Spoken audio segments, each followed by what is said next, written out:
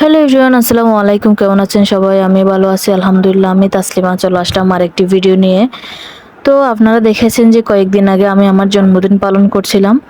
তো আমি যেহেতু কেক বানাতেই পারতেছি এবং কেকের কোর্স করে আসছি, তারপর থেকে ভাবতেছি নিজের কেক নিজে তৈরি করে নিজের জন্মদিন পালন করব। এটা ভাবতে ভাবতে যায় যে কথার সেই কাজ, আজকে চলে আসলাম। আমি সময়ের অভাবে আপনাদের ভিডিওটা দিতে পারিনি।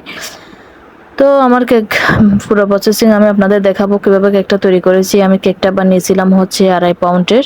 মানে কি পরিমাণ মজা হয়েছিল সেটা বলার বাহিরে। এবং কি কেকের বেসগুলো যখন মোল্ড আউট করলাম তখন দেখলাম যে আমার কেকগুলো মানে অনেক স্পঞ্জ, একদম সফট হয়েছিল। দেখে একদম মনটা খুশি হয়ে গিয়েছে।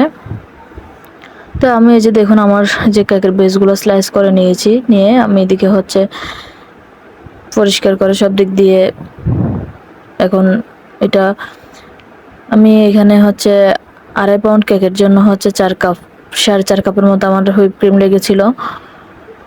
তো আশা করি সম্পূর্ণ ভিডিওটা দেখবেন এবং কেমন হয়েছে কমেন্টে জানাবেন, এবং ভালো লাগলে একটু শেয়ার করে দেবেন, লাইক এবং কমেন্ট করবেন।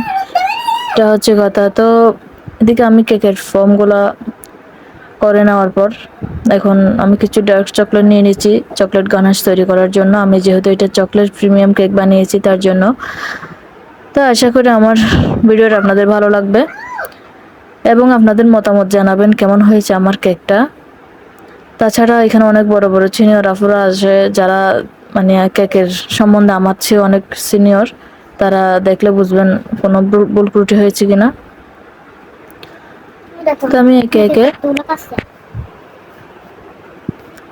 এই যে আমি যে নিচের লেয়ারটা ছিল এটা আমি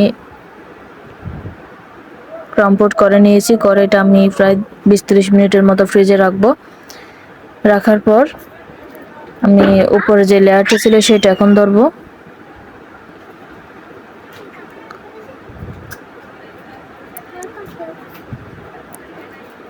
যে উপরে লেয়ারটা নিচ্ছি, আমি ভাবছিলাম প্রথমে এটা মানে 3 তলা করে বানাবো, পরে ভাবতেছি না 3 তলা করে বানাতে গেলে হচ্ছে দেখা যাচ্ছে আমার কেকগুলো একদম ছোট ছোট হচ্ছে, সেটা ভেবে আবার 2 তলা করে বানিয়েছি।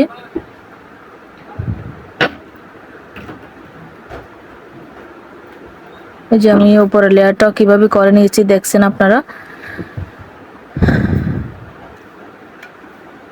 চকলেট সিরাপ দিয়ে দিয়েছি। তো ক্রাম্পড করে আমি এটাও রাখবো 20-30 মিনিটের মতো ফ্রিজে। ফ্রিজে না রাখলে দেখা যায় যে কি এটা মানে পরে ফিনিশিং আনা অনেক কষ্টকর হয়ে যায় ডেকোরেশন করার সময়। এটা আমি নিচের লেয়ারটা বের করে নিয়েছি, এখন এটা আমি মূল ডেকোরেশনে চলে আসছি। আরেকটা বিষয় হচ্ছে কেকের ফিনিশিং আনা অনেক কষ্ট। অনেকে দূর থেকে বলে যে কেকের এত দাম কেন নেই এটা বলে, কিন্তু যারা কেক বানায় তারাই বোঝে কেকের মধ্যে কতটুকু পরিশ্রম দিতে হয়।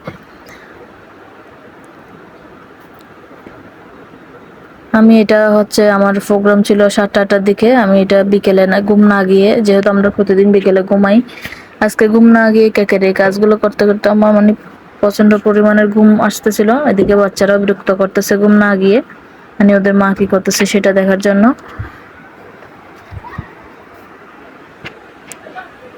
অনেক কষ্টে ফিনিশিং আনলাম। তারপর এটা হচ্ছে একটা সিম্পলের ডিজাইন আমি দেখে রাখছিলাম পিঙ্ক কালারের মধ্যে।